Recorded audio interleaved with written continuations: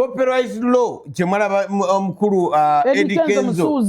ngatude speaker deputy speaker tukugamba ebiyiye bibadde biri mishandled mu Republic of Uganda ngomuntu awulira bulizi kayimba kanyuma nakatika mu muzannyo gwe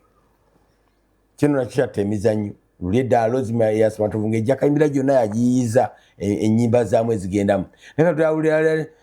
bali balooza nti toli serious nakola story ye nakateekamu basically obuzanye video yoli nga gojiwandiise bulala kakati tekikyakirizibwa ate luli kyasokera ku YouTube